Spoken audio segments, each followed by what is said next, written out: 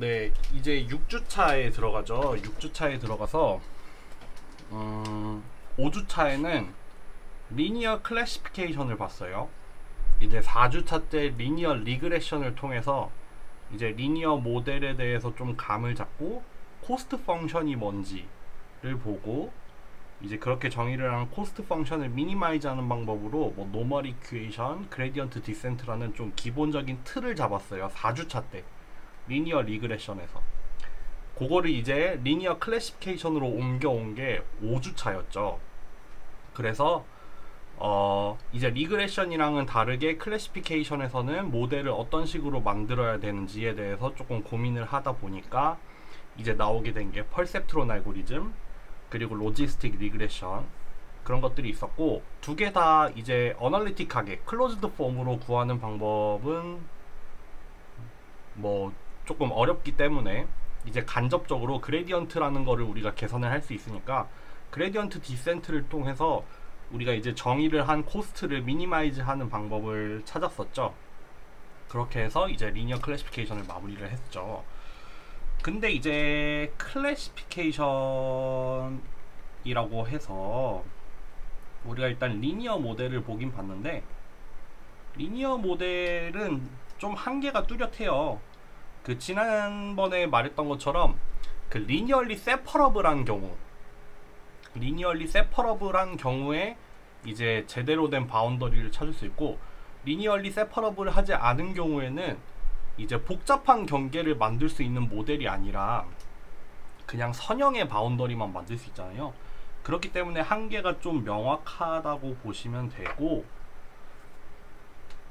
그래서 이제 나오는 게 조금 더 발전이 된 모델입니다. 서포트 벡터 머신이라는 요런 알고리즘을 이제 6주차에 다루게 될 거예요.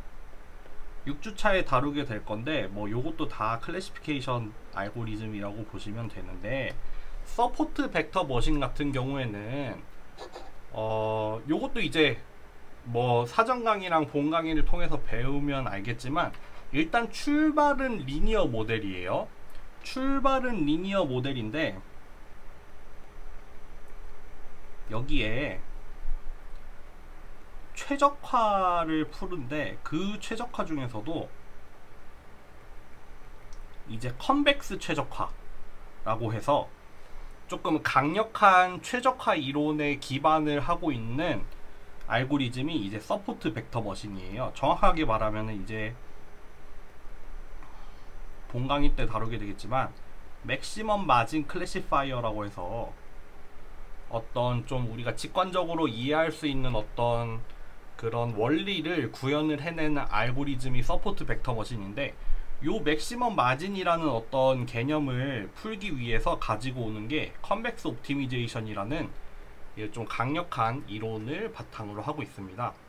그래서 사실 서포트 벡터 머신을 제대로 이해를 하려면은 요 컨벡스 옵티미제이션을 조금은 이해를 하고 가는 게 좋아요.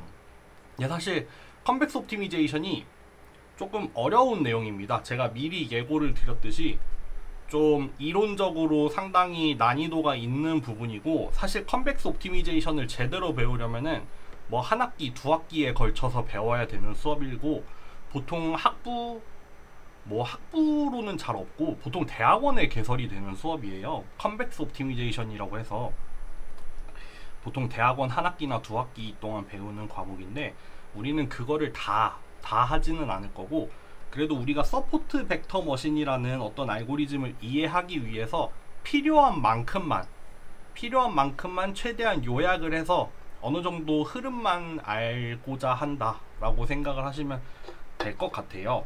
그래서 좀 여담을 드리자면은, 사실 학부 머신러닝 수업이잖아요. 우리가 학부 4학년들, 3학년들이 듣는 머신러닝 수업인데, 여기에서 사실 컨벡스 최적화를 다루기에는 조금 무리가 있어요. 그럼에도 불구하고 제가 매 학기마다 고집스럽게 이 내용을 반드시 포함을 시키거든요. 왜냐하면은 여러분들이 언젠가는 좀 마주하게 될 이론이기도 하고, 뿐만 아니라 여러분들이 알고 있으면은 굉장히 도움이 되는 이론이기도 해요. 단순히 컨벡스 옵티미제이션이라는 게 그냥 머신러닝, 그 중에서도 뭐 서포트 벡터 머신 이런 데에만 국한이 돼서 사용이 되는 게 아니라 아까 말씀드린 것처럼 독립적인 하나의 이론이에요. 최적화와 관련이 된 뭐 리니어 알제브라에서 확장이 된 어떤 하나의 독립적인 이론이고, 이게 활용이 되는 분야가 정말 많아요. 정말 많아요.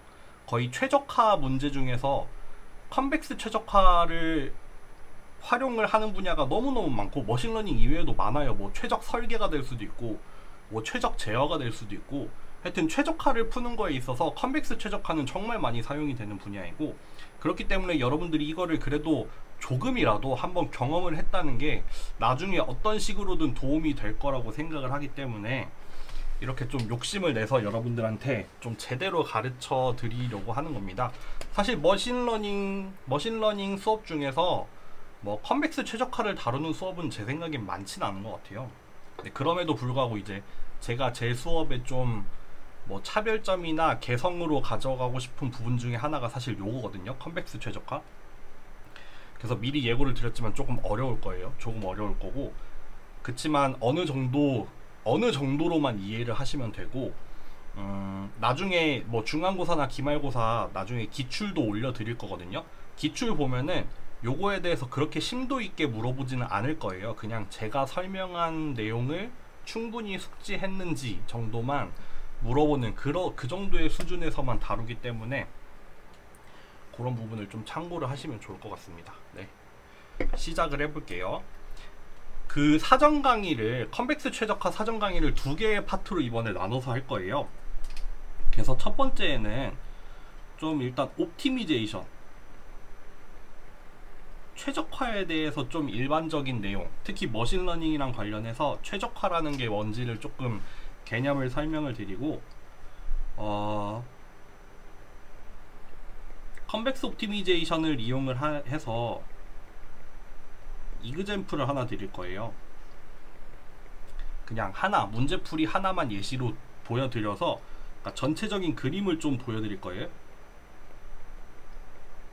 그러니까 실제로 컨벡스 옵티미제이션을 배운 다음에 그거를 적용을 해서 최적화 문제를 푸는 경우가 있거든요. 근데 어려운 예시는 아니고, 여러분들이 본 적도 있고 있을 수도 있고 본 적이 없을 수도 있는데, 뭐 라그랑지 멀티플라이어라는 게 있어요. 그래서 그거를 활용을 해서 최적화 문제를 푸는 예를 하나를 보여드리면서 좀 전반적으로 어떻게 흘러가는지를 말씀을 드리고, 이제 컨벡스가 뭔지, 그래서 컨벡스 옵티미제이션이라는 거는 뭔지를 좀 설명을 드리고 첫 시간을 끝낼 거예요. 그리고 다음 시간에는 어떻게 흘러갈 거냐면요, 여기에서 이제 이어서 듀얼 프로브럼이라는 거를 얘기할 거예요. 그러니까 사실 여기 이그젠플에서 다뤘던 내용을 조금 더 자세하게 그 절차들을 설명을 하는 과정이라고 생각을 하시면 돼요. 그래서 듀얼 프로브럼, 듀얼리티, 뭐 요런 내용을 설명을 하고 마지막에 KKT 컨디션이라는 걸로 마무리를 할 거예요. 그래서 여기에서 설명한 어떤 이그젠플을, 이제 이그젠플에서 따르는 그 과정들을 이제 실제로 살펴보려면 요런 내용들이 나올 거고, 요거는 이제 마지막에 다루는 KKT 컨디션 같은 경우에는 이제 서포트 벡터 머신에도 실제로 많이 나오게 되는 거라서 조금 자세하게 강조를 하는 식으로 하게 될 것 같습니다. 그래서 오늘 일단 7번째 프리클래스는 요 부분, 8번째 프리클래스는 요 부분이 될 것 같습니다. 한번 해볼게요. 뒤쪽부터 한번 해볼까요? 여러분들, 최적화 내지는 뭐 최적화 문제, 영어로는 옵티미제이션.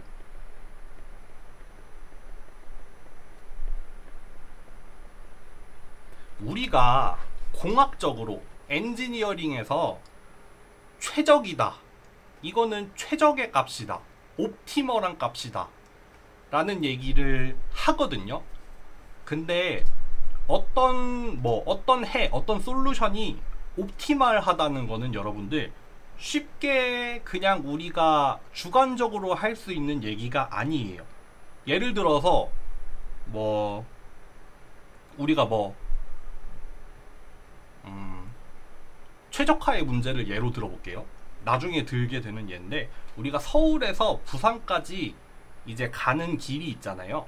가는 길을 우리가 뭐 내비게이션 같은 걸 이용을 하면 길을 쭉 찾아주잖아요. 근데 뭐 예를 들어서 서울에서 부산까지 가는 길을 우리가 임의로 그냥 하나를 정한 다음에 이 길은 최적의 경로야 라고 얘기를 하면 안 됩니다. 그렇게 함부로 어떤 솔루션, 어떤 해가 최적이라는 말을 그냥 우리가 임의로 주관적으로 얘기를 할 수 있는 단어가 아니에요. 최적이라고 하면은 반드시 딸려오는 개념들이 있어요. 반드시 같이 정의가 되어야 되는 게 뭐냐면은 바로 이런 부분들인데, 일단 첫 번째로는 어떤 뭐 여기서는 오브젝티브 또는 뭐 코스트라고도 부르긴 하는데, 어떤 우리가 최적화의 대상이 되는 함수가 있어요. 그래서 뭐 오브젝티브, 그런 의미에서 오브젝티브 펑션이라고 하기도 하고, 우리가 이미 다뤘던 리니어 리그레션이나 리니어 클래시피케이션에서는 코스트 펑션이라고도 하기도 했어요. 그래서 우리가 어떤 임의의 함수가 있어서 이 함수를 최소로 만드는 그런 대상이 되는 오브젝티브 함수가 반드시 존재를 해야 돼요. 마찬가지로 이거는 맥시마이즈를 할 수도 있거든요. 뭐를 최대로 만들 수도 있는데, 요거는 간단하게 마이너스를 붙이면은 얘를 미니멈으로 바꿀 수 있잖아요. 그쵸? 어떤 함수를 최대로 만드는 거는 그 함수의 마이너스를 최소로 만드는 거랑 동일하잖아요. 그렇기 때문에 일단 여기서 스탠다드 폼이라고 해서 어떤 최적화 문제의 기본적인 꼴로 우리는 오브젝티브 펑션을 미니마이즈 하는 형태로 정의를 할 거예요. 그래서 반드시 여러분들 우리가 어떤 뭐 해가 최적이라고 주장을 하려면 그거에 대한 근거가 되는 오브젝티브 펑션이 존재를 해야 되고, 우리가 제시를 하는 그 해가 그 오브젝티브 펑션을 최소로 만드는 해임을 보일 수 있어야 돼요. 그런 경우에만 사용할 수 있는 단어가 최적이라는 말이에요. 그러니까 함부로 뭐 어떤 값이 어떤 뭐 다른 값에 비해서 조금 좋아, 그럼 이 값이 최적이야 라고 그렇게 그냥 아무 근거 없이 말할 수 있는 게 아니라, 반드시 이러한 오브젝티브 펑션을 통해서 얘기를 해야 하는 게 바로 최적이라는 단어입니다. 그리고 우리는 사실 오브젝티브 펑션만 가지고 최적화라는 문제를 정의할 수 없어요. 예를 들면은 아까 예를 들었던 서울에서 부산까지 뭐 가는 방법을 찾는다고 할 때, 예를 들어서 우리가 코스트로 소요 시간이라고 정의를 해봐요. 서울에서 부산까지 갈 건데 소요 시간을 최소로 만들어줘. 그럼 소요 시간이라는 거는 되게 적절한 코스트 펑션, 적절한 오브젝티브 펑션이 될 수 있잖아요. 근데 시간을 최소로 만들어 달라라고 하면은 온갖 방법이 다 튀어나올 수 있죠. 우리가 뭐 자가용을 운전하고 아니면 뭐 기차 KTX를 탈 수도 있고 비행기를 탈 수도 있지만, 정말 그게 유일한 해일까요? 우리가 어디 공군 부대를 쳐들어가서 전투기를 하나 훔친 다음에 전투기를 타고 부산까지 날아가면 더 빠른 방법 아닌가요? 그렇게 따지면 로켓가 될 수도 있죠. 그리고 뭐 그런 식으로 하다 보면은 우리가 꼭 살아있는 채로 가야 되나요? 뭐 이런 생각을 할 수도 있잖아요. 그러니까 시간을 미니마이즈 하라는 그런 오브젝티브를 정의를 했지만, 사실 그 밑에 딸려 있는 게 있어요. 딸려 있는 게 뭐냐면은 우리가 보통 구속 조건이라고 합니다. 뭐 constraint라는 말을 쓰죠. 구속 조건이 딸려오는 경우가 사실 대부분이죠. 서울에서 부산까지 시간을 최소로 만들어줘. 근데 거기에 제약 조건, 구속 조건이 딸려오죠. 예를 들면은 대중교통을 이용을 해라. 대중교통만을 이용을 해라. 뭐 예를 들면 기차, 버스, 비행기만을 이용을 해라. 요게 구속 조건이 될 수도 있고, 거기에 이제 추가적인 구속 조건으로 뭐 발생하는 비용을 뭐 20만원 이하로 해라, 10만원 이하로 해라, 5만원 이하로 해라, 이런 식으로 구속 조건을 추가를 할 수 있잖아요. 뭐 아까 그냥 농담으로 얘기했던 죽은 상태, 살은 상태 이런 얘기까지는 뭐 필요하면은 언급을 해야겠지만, 이렇게 구속 조건이 달라짐에 따라서 그 해가 달라지죠. 그렇죠. 서울에서 부산까지 가는데 시간을 최소로 만들고 싶은데, 뭐 자가용을 운전을 해서 가는 경우랑 대중교통을 이용하는 경우랑 소요시간이 달라지겠죠. 자가용을 이용하는 경우여도 고속도로만 이용하는 경우가 될 수도 있고, 뭐 우회도로를 적극적으로 활용하는 경우가 될 수도 있고, 뭐 그거에 따른 뭐 발생하는 비용에 대한 구속 조건이 따라올 수도 있고 안 따라올 수도 있고, 뭐 연비 아니면은 그 고속도로의 속도 규정 이런 거를 지켜야 될지 안 지켜야 될지 이런 것들도 다 따라올 수가 있잖아요. 그런 식으로 구속 조건을 또 어떻게 주느냐에 따라서 원래 있던 그 오브젝티브 함수를 미니마이즈 하는 해가 달라지죠. 달라질 수 있습니다. 그래서 구속 조건도 항상 따라와야 되고, 구속 조건이 따라와야 당연히 어느 정도 유효한 범위 안에서, 그쵸, 구속 조건을 만족하는 유효한 범위 안에서 오브젝티브 펑션을 최적으로 하는 해를 찾아야 되는 게 사실 일반적인 최적화 문제의 꼴이겠죠. 그래서 우리는 여기서 수학적으로 구속 조건을 두 가지 종류로 나눌 거예요. 하나는 뭐냐면 부등호로 표현이 된 구속 조건, 요 같은 경우에는 이니퀄리티 컨스트레인트라고 해요. 그냥 있는 그대로 말한 거죠. 부등호 구속 조건. 근데 항상 요거를 0보다 작은 꼴로 나타낼 거예요. 마찬가지로 0보다 크면은 부호를 반대를 만들면 되는 거고, 뭐 상수가 있으면은 다 넘겨버려서 한쪽을 0으로 만들 수가 있잖아요. 그런 식으로 하면은 우리가 이렇게 FI라는 이니퀄리티 컨스트레인트를 만들 수 있죠. 이게 뭐 하나일 수도 있고 여러 개가 될 수도 있죠. 여러 개면은 그냥 여러 개의 함수를 만들면 되는 거고요. 마찬가지로 이퀄리티 컨스트레인트, 요거는 뭐겠어요? 등호로 된 컨스트레인트죠. 그쵸? 등호로 표현이 가능한 컨스트레인트. 그러니까 컨스트레인트에는 두 종류가 있어서 부등호 아니면 등호가 되겠죠. 그래서 일반적으로 최적화 문제라고 하면은 요런 식으로 기술을 해야겠죠. 그래서 사실 여러분들 이미 최적화 문제를 봤어요. 예를 들면은 리니어 리그레션이 있었잖아요. 리니어 리그레션 뭐였죠? 뭐 sum of squared error라고 하면은 전체 샘플에 대한 sum of squared error, 그러니까 에러의 제곱에 대한 썸을 미니마이즈 해달라는 건데, 여기에 대한 구속 조건으로는 뭐가 있을까요? 그 당시에는 파라미터 세타를 썼었죠. 요런 형태로 표현이 가능하고, 이제 뭐 x랑 y가 이제 주어졌죠. 요런 것들에 대해서 요런 것을 만족을 하는 파라미터 세타를 찾아달라. 요게 리니어 리그레션이 됐겠죠. 그래서 요거를 클로즈드 폼으로 찾으면은 노멀 이퀴에이션으로 찾을 수 있었고, 요거를 그레디언트 디센트로 찾을 수도 있었죠. 요거는 이제 뭐 배치로도 찾을 수도 있고, 뭐 미니 배치도 가능하고, 아니면은 뭐 스토캐스틱도 가능하고, 이렇게 뭐 선택하기 나름입니다. 결국에는 동일한 최적화 문제를 해결하지만 그거를 해결을 하는 여러 가지 방법이 있을 뿐이죠. 그쵸? 요렇게 사실 리니어 리그레션도 최적화 문제예요. 마찬가지로 리니어 클래시피케이션에서도 최적화 문제를 풀어요. 예를 들면은 퍼셉트론 알고리즘도 최적화 문제였잖아요. 그때 미니마이즈 해야 되는 게 뭐였죠? 코스트를 정의를 했었는데, 그때 W라는 파라미터를 썼던 것 같은데, 이렇게 미스 클래시파이드 된 패턴에 한해서 이런 식으로 정의가 된 코스트를 미니마이즈 해야 되는데, 그때 뭐 미스 클래시파이드 된 패턴을 뭐 정의를 했었죠.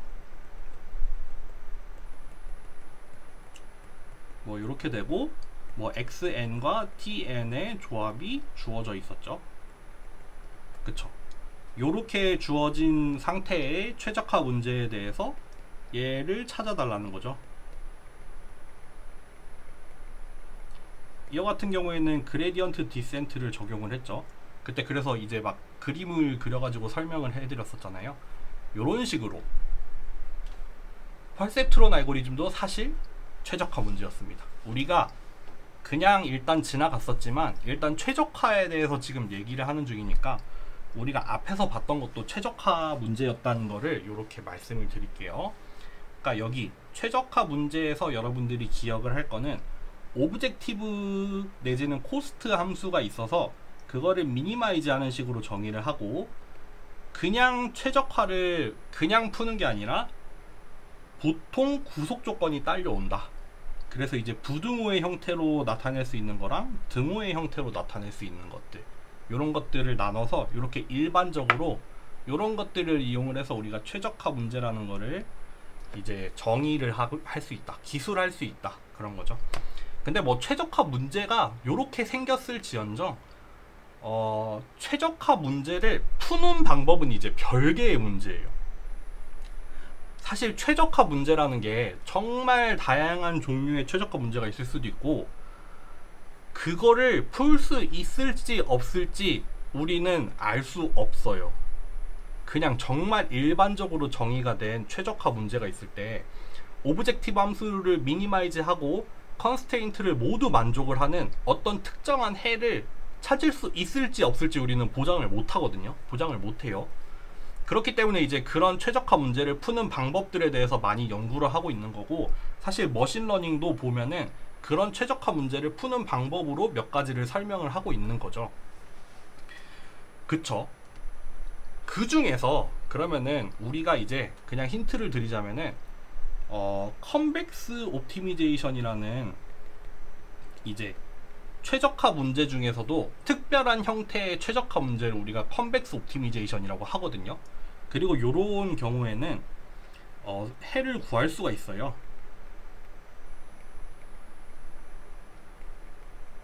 요거는 일단 다음 시간 스포일러가 될 수도 있는데, 아니다, 이번 시간에도 결국 하겠죠. 솔루션을 구할 수 있고, 얘가 심지어는 글로벌한 해예요. 그러니까 우리 그레디언트 디센트 할 때 그런 얘기 했잖아요. 로컬 미니멈, 글로벌 미니멈 이런 얘기 했는데, 컨벡스 옵티미제이션 같은 경우에는 글로벌 솔루션을 구할 수 있고, 구할 수 있는 방법도 이미 알려져 있거든요. 그렇기 때문에 얘가 굉장히 강력한 이론이에요. 그래서 어떤 최적화 문제가 컨벡스 최적화 문제에 해당이 된다면, 그러면은 그거에 대한 해를 푸는 방법이 이미 알려져 있어요. 그렇기 때문에 그러면 우리는 최적화 문제, 어떤 일반적인 최적화 문제를 컨벡스 문제로 바꿀 수만 있으면은 해를 구하는 방법은 이미 정해져 있으니까 우리는 컨벡스 최적화 문제라는 어떤 특정한 방식으로 최적화 문제를 설계를 할 수 있으면 좋겠죠. 그런 거를 일단 염두에 두세요. 그러면은 일단 한 가지 예를 들어봅시다. 우리가 이번 시간이랑 다음 시간을 통해서 결국 컨벡스 최적화를 하게 될 텐데, 그 컨벡스 최적화를 푸는 방법을 딱 한 가지 예를 들어서 설명을 들어볼게요. 여기 일단 최적화 문제가 하나 주어졌습니다. 우리의 오브젝티브 함수가 이렇게 있어요. 우리의 오브젝티브 함수가 이렇게 있고, 우리의 컨스트레인트도 있어요. 지금 같은 경우에는 컨스트레인트가 어떻게 생겼죠? 이퀄리티 컨스트레인트죠. 등호로만 이루어진 컨스트레인트가 됐어요. 그러니까 요거는 사실 생각해보면은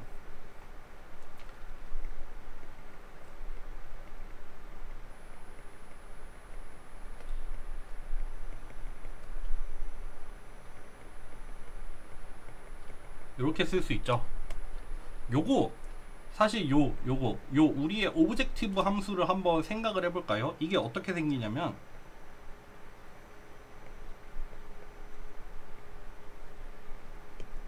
이렇게 그려야겠네요.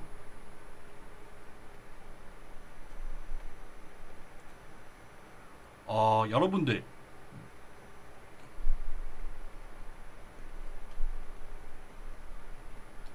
이렇게 생긴 함수를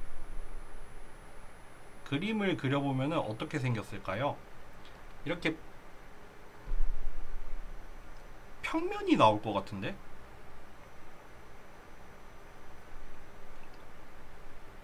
이거를 뭐라고 설명을 해야 될까? 요 같은 경우에는 이렇게 빗면이 나올 것 같거든요. 빗면? 어떻게 생겼냐면은 여기 이렇게 45도 방향으로 이렇게 있어서 여기에 그러니까 여기가 뭐냐면은 얘가 0이 되는 지점이 이렇게 생겼고 여기 요 평면을 기준으로 해서 이렇게 45도 방향으로 기울어져 있는 요런 평면이 나올 것 같아요. 요렇게 생긴 평면이 나올 것 같거든요. 그럼 그렇게 생긴 평면에 대해서 우리는 G가 아니지 F라는 함수가 최소가 되는 점을 찾고 싶은데, 그럼 사실 F라는 함수는 저 왼쪽 아래로 쭉 내려가면은 최소값이 나오겠지만 우리는 그 최소값을 찾고 싶은 게 아니라 여기 위에서 찾고 싶은 거죠. 색깔을 달리 해볼게요. 여기 위에서 찾고 싶은 거예요. 여기가 어디예요? 여기 원 위에서죠. 요 원 위에서 여기 원 위에서 이렇게 함수값들을 이렇게 계산을 해볼 거 아니에요? 아마 요렇게 빗면으로 이렇게 생겼을 것 같지만 어쨌든 여기 원 위에서 이 각각의 위치에서 이 빨간색 평면의 값을 이렇게 계산을 다 해본 다음에 그 중에서 그 값이 최소가 되는 지점이 어딘지를 찾고 싶은 거예요. 우리는 이거 기하학적으로도 구할 수 있어요. 아마 여기가 될 것 같거든요. 뭐 마이너스 루트 2분의 1, 루트 2분의 1 여기가 나올 것 같거든요. 그렇지만 지금 같은 경우는 쉬우니까 이렇게 구할 수 있는데 사실은 그렇지 않은 경우가 더 많다는 거고, 어쨌든 간에 우리는 요런 구속 조건을 만족하는 범위 내에서 요 함수의 최소값을 찾는 거를 컨벡스 최적화를 푸는 방법에 따라서 한번 해볼게요. 어떻게 할 거냐면요, 일단 첫 번째로 요런 함수를 하나 정의를 할 거예요. 요런 함수를 하나 정의를 하는데 요 함수는 다른 게 아니라 원래 있는 오브젝티브 펑션 있죠. 우리가 미니마이즈 하고 싶은 오브젝티브 펑션 있죠. 그쵸? 그거 더하기 우리가 요 이퀄리티 컨스트레인트에 대해서 요 이퀄리티 컨스트레인트를 요렇게 이꼴 0으로 바꾸면은 요렇게 함수를 정의를 할 수 있잖아요. 그걸 이제 x, y라고 정의를 했어요. 요렇게 정의를 한 이퀄리티 컨스트레인트에 대해서 뭐 하나를 곱했어요. 그러니까 변수 하나를 추가를 했어요. 변수 하나를 추가를 해서 그거를 곱해가지고 더하는 형태를 해서 새로운 함수 L이라는 함수를 하나 만들었어요. 다시 원래 오브젝티브 함수 더하기 원래의 컨스트레인트 함수에다가 여기 변수 하나를 추가를 해서 곱해가지고 더하는 거예요. 그쵸? 그냥 그런 꼴로 정의를 한 그냥 하나의 함수예요. 그렇기 때문에 여기 이 새로 정의한 이 L이라는 함수는 원래 있던 변수 있잖아요. 우리가 해를 찾아야 되는 요 변수에다가 이제 하나의 변수가 추가가 됐죠. 우리 여기 곱하기에 쓴 하나의 변수 있잖아요. 그거 하나가 더 추가가 돼서 이제 총 xy 원래 변수랑 추가가 된 람다라는 변수, 그 두 개의 변수로 이루어진 함수가 됐어요. 실제로 풀었으면 그냥 이렇게 나오죠. 여기 오브젝티브 펑션 이퀄리티 컨스트레인트 새로 추가한 변수, 이런 식으로 정의가 돼요. 특히 여기서 일단 나중에 설명을 할게요. 그러면 우리 요렇게 새롭게 정의된 함수가 있잖아요. 요 함수 있잖아요. 요 함수. 요 함수에 대해서 요 함수의 최저값을 찾으면은,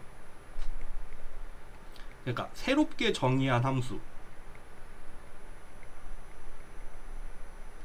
새롭게 정의한 함수, 이거는 어렵지 않았잖아요. 그냥 오브젝티브랑 컨스트레인트, 거기에 뭐 변수 하나 추가해가지고 그냥 정의를 한 함수였잖아요. 별로 특별할 게 없죠.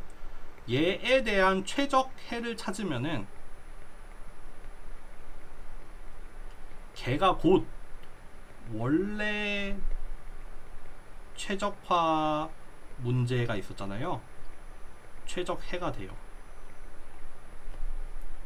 이렇게 새롭게 정의한 함수의 최적해를 찾으면은 이 최적해가 원래 문제의 최적해가 된다는 거예요. 그러니까 원래 문제라고 하면은 뭐예요? 여기죠, 여기. 요게 원래 문제고 요게 새롭게 정의한 문제잖아요.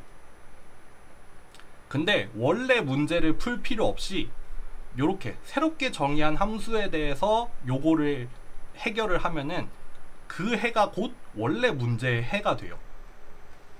그거에 대한 자세한 설명은 이제 이번 수업, 다음 수업에서 할 거고, 일단 보기만 볼게요. 이렇게 새롭게 정의한 함수가 이렇게 생겼으면은 요거에 대한 그레디언트를 구하는 거예요. 그레디언트, 그러니까 지금 벡터에서 스칼라로 가는 함수니까, 그쵸? x랑 y랑 람다라는 세 개의 변수를 입력으로 받아서 스칼라가 나오는 함수니까 요 각각에 대해서 미분을 하면은 그레디언트 구할 수 있잖아요.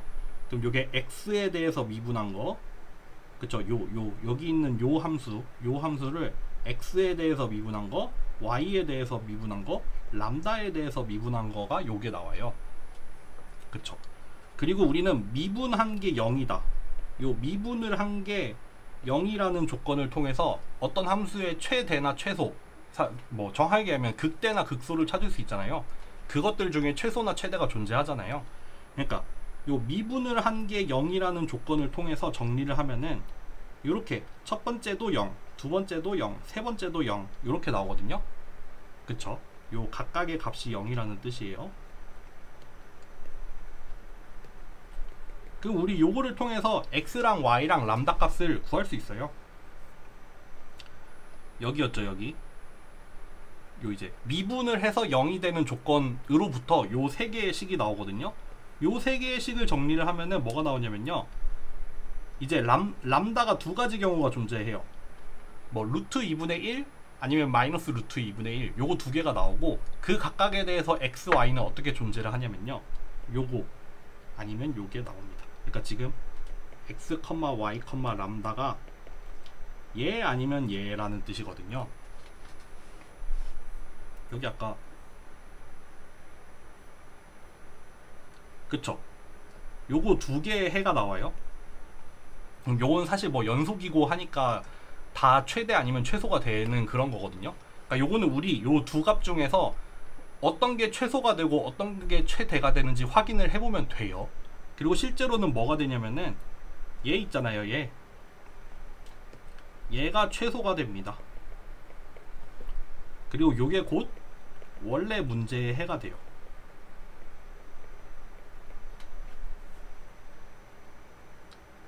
요게 사실 컨벡스 최적화를 푼 거예요. 사실 별거 아닌 것 같지만 한번 다시 정리를 해볼까요? 여러분들 요 흐름을 기억을 하세요. 결국 중요한 건 이거예요. 원래 최적화 문제가 있어요. 그쵸? 오브젝티브랑 컨스트레인트로 정의가 된 원래 최적화 문제로부터 이제 새로운 최적화 문제를 유도를 해요. 뭐 정의를 새로 해요. 우리가 사실 요거를 원래 최적화 문제를 프라이멀 프로블럼이라고 불러요. 원래 문제. 그리고 새롭게 정의한 문제를 듀얼 문제라고 해요. 듀얼이라고 하면은 뭐 거울의 쌍 같은 그런 거를 우리가 듀얼이라고 하잖아요. 듀얼로 존재한다. 뭐 듀얼 폰 이런 거 하듯이. 그러니까 원래 최적화 문제에 대해서 쌍으로 존재하는 문제라고 해서 듀얼 프로블럼이라고 하거든요. 그리고 여기로 오는 과정에서 우리가 새로운 함수를 정의를 한다고 했잖아요. 이 새로운 함수를 뭐라고 하냐면요, 라그랑지 펑션이라고 해요.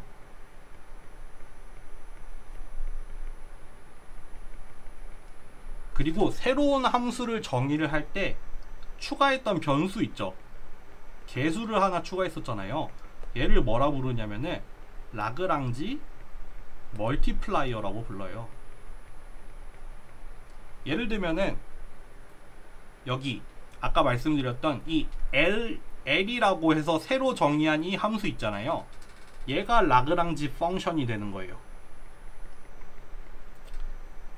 그리고 여기 새로 추가했던 이 람다라는 변수 있었잖아요. 얘를 라그랑지 멀티플라이어라고 해요. 별게 아니라 그 컨스트레인트 앞에다가 곱했던 개수였잖아요. 새로운 변수를 하나 추가해서 곱해준다 했잖아요. 그렇기 때문에 멀티플라이어라는 이름을 붙였고, 이제 라그랑지라는 사람의 이름을 붙여서 라그랑지 멀티플라이어라고 한 거예요.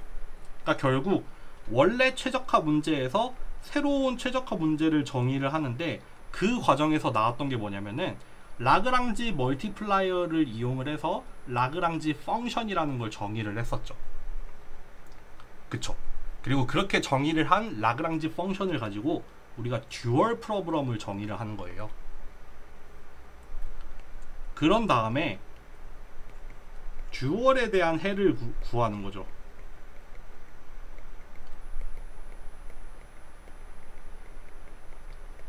듀얼 프롬에 대한 해를 찾았어요. 아까 라그랑지 펑션을 미분을 해가지고 그게 0이 되는 조건을 찾아서 듀얼 프로블럼의 해를 찾았고, 이게 곧 뭐가 됐냐면은 프라이멀 프로블럼의 해와 동일했어요. 요런 과정을 거쳐서 방금 예제를 보여드린 거예요. 근데 여기까지는 사실, 그러니까 뭐라고 해야 되지? 여기 있죠. 여기 요 화살표. 듀얼 프로블럼의 해를 찾았는데, 듀얼 프로블럼의 해가 프라이멀 프로블럼의 해와 동일하다고 했잖아요. 요게 항상 성립하지 않아요. 항상 성립하지 않고, 이 듀얼 프로블럼의 해가 프라이멀 프로블럼의 해와 동일해지는 조건이 사실 뭐냐면요, 컨벡스 옵티미제이션일 때, 요 원래의 최적화 문제 있잖아요. 이 프라이멀 프로블럼이 컨벡스 옵티미제이션 문제인 경우에 한해서 이 듀얼 프로블럼의 해와 원래의 문제의 해가 동일해진다고 보시면 돼요. 이게 전제입니다. 전제. 그렇기 때문에 사실 앞에서 봤던 그 최적화 문제는 컨벡스 문제에 해당이 되거든요. 그렇기 때문에 듀얼 프로블럼의 해가 프라이멀 프로블럼의 해와 같아졌었던 거고, 사실 우리가 기하학적으로 이미 알고 있었지만 우리가 그 라그랑지 펑션이랑 라그랑지 멀티플라이어를 이용을 해서 찾은 점이 여기거든요. 여기에서 이 빨간 함수가 최소가 돼요. 여기 이 파란색 원 위에서 이 빨간색의 함수를 평가를 해보면은 아까 45도로 기울어 있다고 했었잖아요. 그러니까 여기 마이너스 루트 2분의 1, 마이너스 루트 2분의 1, 여기에서 이 f라는 함수가 최소가 됩니다. 근데 그거를 다만 그냥 구한 게 아니라 이제 요런 과정을 거쳐서 구한 거예요. 그러면은 이제 마지막으로, 그러면은 컨벡스 최적화라는 건 뭐냐? 그래, 우리 이번 시간에 뭘 봤냐면은 최적화 문제가 뭐냐? 일반적으로 최적화 문제는 오브젝티브 펑션과 컨스트레인트를 이용을 해서 정의가 되고, 아주 일반적인 경우에 대해서는 해를 구할 수 있는 방법, 일반적인 방법은 없죠. 일단 없다고 했어요. 근데 한 가지 예를 통해서 컨벡스 최적화 문제를 푸는 어떤 일련의 흐름을 보여드렸어요. 갑자기 전화가 왔네요. 어쨌든 그 예제를 통해서 일련의 흐름을 보여드렸어요. 맛을 보여드렸습니다. 여러분들이 얼마나 이해하셨는지 모르겠지만 사실은 요런 과정을 거쳐서 푼 거예요. 그런 과정을 푸는 그 과정에서 이제 컨벡스 옵티미제이션이었기 때문에 이제 성립이 가능을 했던 다음 시간에 설명하겠지만 뭐 스트롱 듀얼리티 이런 것도 나왔었고, 그리고 뭐 듀얼 프로브럼을 정의하기 위한 과정도 나왔습니다. 라그랑지 펑션 정의를 했잖아요. 그 과정에서 라그랑지 멀티플라이어도 나왔었고요. 그러면은 그 대단하다는 컨벡스 옵티미제이션은 그러면 뭐냐? 그것만 설명을 하고 일단 이번 시간 마칠게요. 컨벡스 옵티미제이션은 여러분들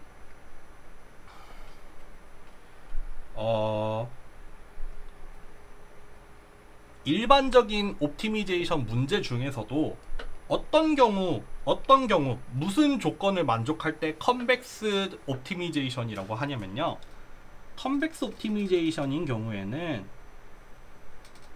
일단 요 오브젝티브 펑션이 컨벡스 펑션이어야 돼요. 뭐 볼록 함수라고 하는데 일단 컨벡스 펑션이라고 할게요. 일단 오브젝티브 함수가 컨벡스 펑션이어야 되고, 컨벡스가 뭔지 바로 설명드릴게요. 그리고 이니퀄리티 컨스트레인트, 얘도 컨벡스 펑션이어야 돼요. 요 오브젝티브 함수와 이니퀄리티 컨스트레인트가 컨벡스 펑션이어야 하고, 이퀄리티 컨스트레인트 같은 경우에는 이렇게 리니어 해야 됩니다. 이렇게 A 트랜스포즈 X는 B, 요 형태로 정의가 될 수 있어야지 이제 컨벡스 옵티미제이션 문제라고 할 수 있어요. 그쵸? 그러면은 이제 마지막으로 하나만 알면 되죠. 컨벡스 펑션이 뭐길래 그런 경우에 이런 경우를 컨벡스 펑션이라고 하냐, 그거를 이제 말씀을 드릴게요. 여러분들 일단 맨 처음에는 컨벡스 셋이 뭔지 말씀을 드리고, 그 다음에 컨벡스 펑션이 뭔지 말씀드릴게요. 일단 컨벡스 셋이 뭐냐면요, 예를 들어서 2차원의 공간이 있다고 합시다. 2차원의 평면 위에 어떤 이렇게 두 가지 집합을 하나 그려볼게요. 집합이라고 하면은 지금 이렇게 2차원 평면이 이렇게 있잖아요. 여기 위에 있는 여기 이 점들의 집합, 여기 이 영역 안에 들어가 있는 이 점들의 집합, 얘를 집합 1번, 얘를 집합 2번이라고 할게요. 결론만 말씀드리면은 S1 첫 번째 집합 같은 경우에는 컨벡스한 집합이에요. 두 번째 집합 같은 경우에는 컨벡스 집합이 아니에요. 컨벡스라는 뜻이 볼록이잖아요. 볼록. 그러니까 우리가 일단 직관적으로 보기에도 첫 번째 집합은 볼록한 집합 같죠. 근데 두 번째 집합 같은 경우에는 이렇게 오목하게 들어간 부분이 있잖아요. 그렇기 때문에 컨벡스하지 않거든요.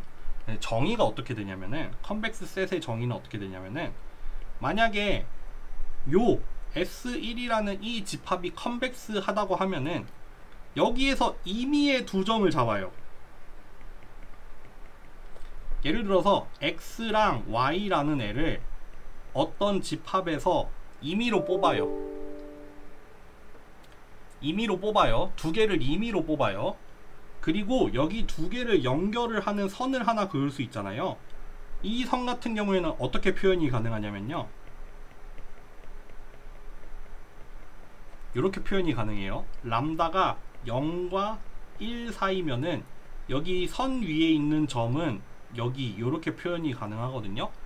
이 모든 점들이, 이 두 점을 잇는 모든 점들이, 이 선 위에 있는 모든 점들이 다시 그 원래의 집합에 속하면은, S가 예쁘게 안 써지네. 원래의 집합에 다시 속하면은, 그러면은 이 집합은 컨벡스하다고 말을 할 수 있어요. 이해가 되세요? 어떤 집합이 있어요. 어떤 집합에서 임의의 두 점을 어디를 찍어도, 여기를 찍든 여기를 찍든 여기를 찍든 여기를 찍든 어느 두 점을 임의로 랜덤으로 어디서 뽑더라도 그 두 점을 연결을 했을 때 그 선이 전부 다 그 집합 안에 들어와야지 컨벡스한 집합이에요. 그렇게 정의가 돼요. 그렇죠. 그렇기 때문에 오목한 부분이 존재하면은 컨벡스 할 수가 없어요. 예를 들면은 이 두 번째 집합 같은 경우에는 예를 들어서 운이 좋아서 여기 두 개가 찍히면은 성립하는 것처럼 보일 수도 있지만, 말씀드렸듯이 어떤 두 점을 뽑아도 항상 성립을 해야 되거든요. 그러니까 만약에 요렇게 뽑혀봐요. 요렇게 그려졌다고 해요. 그러면은 요런 데에서는 그 집합 안에 들어오지만 요런 데에서는 그 집합 안에 다시 못 들어왔잖아요. 그렇기 때문에 이 집합은 컨벡스 하지 못하게 되는 거예요. 이해가 되셨나요? 그러면은 이제 컨벡스 셋은 됐고, 그럼 컨벡스 펑션을 봅시다. 컨벡스 펑션도 동일하게 정의가 됩니다. 예를 들어서 어떤 함수가 있어요. 어떤 함수가 있어서 임의의 두 점을 잡아봐요. x랑 y라고 할까요? x1, x2라고 할게요. 임의의 두 점을 잡아서 이 두 점을 직선으로 연결을 할 거예요. 예를 들면 요 점 같은 경우에는 x1, fx1이 되잖아요. 이 점 같은 경우에는 x2, fx2가 되잖아요. 그러니까 가로축은 입력, 세로축은 함수 값을 넣었어요, 지금. 그러면은 여기 이 선 위에 있는 점은 사실 어떻게 표현이 되냐면요. 여기가 람다 x1 더하기 1 마이너스 람다 x2로 표현이 돼요. 람다가 0에서 1 사이일 때. 그렇죠. 그렇죠. 그러면은 우리가 두 점이 있어요. 두 점. 두 개의 점을 비교를 할 거예요. 하나는 여기 이 점. 하나는 여기 두 개의 직선을 이은 점. 그러면은 여기 요 점은 뭐냐면요.